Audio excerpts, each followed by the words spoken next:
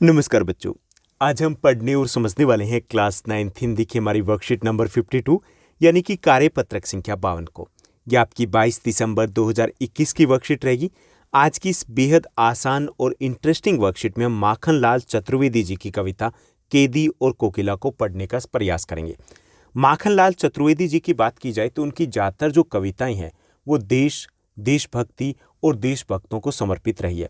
यानी इनकी ज़्यादातर कविताओं में देश की बात की गई है, देशभक्ति की बात की गई है और देशभक्तों की बात की गई है। ये कविता भी कुछ ऐसी है। यहाँ पर केदी है। केदी कौन है? एक स्वतंत्रता सेनानी है जो अंग्रेजों की कैद में है। और दूसरे जो यहाँ पर दिया गया है वो है कोकिला यानी कि कोयल। कोयल के माध्यम से जो स्वतंत्रता सेनानी है वो अपनी वेदना को, अपने दुख को, अपने व्यथा को यहाँ पर व्यक्त करें। वो व्यक्त करें कि किस तरीके से उनके साथ दुर्व्यवहार किया जाता है, किस तरीके से उनको यातनाएं दी जाती है, किस तरीके से वो सो भी नहीं सकते और किस तरीके से वो रो भी नहीं सकते।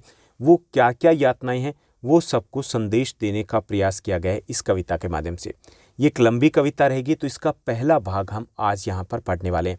सबसे पहले हमें इसके भाव को समझना है, उसके बाद इस पर आधारित कुछ आसान से प्रश्न हैं जिनको हमें हल करना होगा। तो चलिए शुरुआत करते हैं हम आज की इस कविता की, आज की इस वर्कशीट की। तो यहाँ पर जो स्वतंत्रता सेनानी है वो अंग्रेजों की कैद में है और उसी वक्त मंडेर के ऊपर यानी कि दीवार के ऊपर एक कोयल आती है।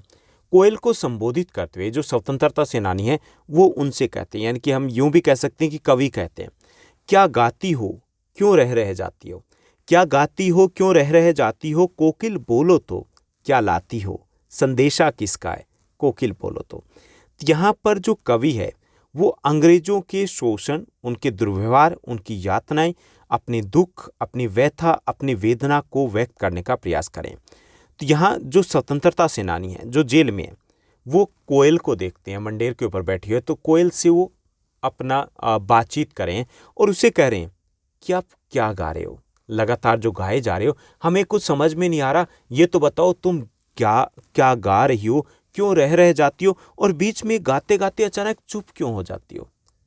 कोई समस्या है, कोई समस्या है, कोई गंभीर समस्या, वो बताइए कि क्यों गा रही हो और गाते गाते बीच में चुप क्यों हो जाती हो। कोकिल बोलो तो, कुछ तो कहो, कुछ तो बताओ, क्या संदेश लेकर के आई हो, संदेशा किसका लेकर के आई हो, कि क्या लेकर के आई हो, किसका संदेश लेकर के आई हो, कोकिल बोलो तो कुछ तो बोलो। यानी कि यहाँ पर जो स्वतंत्रता सेनानी है जो कैद में है, जो जेल में है, वो एक तरीके से सकारात्मकता है, उसका इंतजार करें, उसको इंतजार है कि कहीं से किसी का संदेश आएगा और जब संदेश आएगा तो फिर से क्रांति करने के लिए तैयार हो जाएंगे। ऊंची काली दीवारों के घेरे में, डाकू चोरों बटमारों के डेरे में, जीने को देते नहीं पेट भर खाना, मरने भी देते नहीं तड़फ रह जाना। यहाँ पर अपनी व्यथा को व्यक्त करते हुए स्वतंत्रता सेनानी है वो बता रहे हैं कि ऊंची काली दीवारों के घेरे में, कि जहाँ पर उनको रखा गया वहाँ पर चारों तरफ ऊंची काली दीवारें हैं जहाँ से भागना निकलना लगभग इम्पॉसिबल है। डाकुओं चोरों बटमारों के डेरे में, तो वहाँ पर जो कैदियों को रखा जाता है, किन के साथ रखा जाता है, जो चोर हैं, जो चोर उचक्के हैं, जो लुटेरे हैं, जो डाकू हैं, उनके साथ इन स्वतंत्रता सेनानियों को रखा गया है। जीने को देते नहीं भरपेट खाना, और वहाँ पर उन्हें कई तरीके से तंग किया जाता है, उनको पेट भरकर भोजन भी नहीं मिल पाता है, मरने भी देते नहीं तड़फ रह जाना, और उन्हें उस तरीके से टॉर्चर किया जाता है कि ना तो वो जी पाते और ना ही वो ठीक से मर पाते हैं। जीवन में अब दिन रात कड़ा पहरा है, शासन है या तम का प्रभाव गहरा है, कि अब तो उनके जीवन भर कड़े पहरे के बीच में, यानी कि दिन भर उनको कड़े पहरे में रखा जाता है, उनका जीना काफ़ी मुश्किल हो गया और ऐसा लगता है कि ये जो उनका जीवन है ये इसी अंधेरे में गुजर जाएगा और ये तम का प्रभाव गहरा है। यहाँ पर जो अंग्रेजी शासन है उसकी तुलना किससे की गई, तम यानी कि काले रंग के साथ की गई। काले रंग का अर्थ ये है कि ये जो शासन है अंग्रेजों का वो अन्यायपूर्ण है, इसलिए उसे तम के समान बताया गया है। हिम कर निराश कर चला रात भी काली, इस समय काली माँ मई जगी क्यों आली। तो हिमकर मतलब चंद्रमा, कि जो चंद्रमा है वो भी इस वक्त शीतलता प्रदान नहीं कर रहा है, यानी कि जो अंधकार है, जो अंग्रेजी शासन है वो इतना ज़्यादा हावी है कि जो कुछ भी अच्छे प्रयास किए जा रहे हैं वो प्रयास कहीं ना कहीं अधूरे रह जाते हैं, कहीं ना कहीं पीछे रह जाते हैं। और कविता में जो कवि है, जो स्वतंत्रता सेनानी, एक बार फिर से कोयल से बात कर रहा है कि इस समय काली माँ मई जगी क्यों आली, कि इस समय रात के इस वक्त जब सब सो रहे हैं तो इस वक्त क्यों बोल रही हो, किसका संदेश लेकर के आई हो और क्या संदेश लेकर के आई हो। तो ये था हमारा इस कविता का पहला अंश। अब इसी पर आधारित जो कुछ हमें अपरिचित शब्द दिए गए, चलिए उनको देखते हैं, उसके बाद हम बात करेंगे प्रश्नोत्तर की। तो यहाँ पे कुछ कठिन शब्द दिए गए। कोकिल का अर्थ होता है कोयल। बटमार मतलब राह में जो यात्रियों को लूटने वाले लुटेरे होते हैं उनको बटमार कहा गया। हिमकर मतलब चंद्रमा। तम अंधेरा। और आली मतलब सखी। चलिए अब हम प्रश्नोत्तर की बात करते हैं। तो यहाँ पर कुछ बेहद आसान से प्रश्न दिए गए हैं जिनको हमें हल करना है। तो यहाँ पे पहला प्रश्न दिया गया, कवि ने अंग्रेजों के शासन की तुलना किस रंग से की है, ये हमें बताना है। पहला विकल्प दिया गया हरे रंग से, दूसरा है काले रंग से, तीसरा पीले रंग से, चौथा है लाल रंग से। तो इसमें सही जो आपका विकल्प रहेगा ख रहेगा कि अंग्रेजी शासन की तुलना है वो काले रंग से की गई है।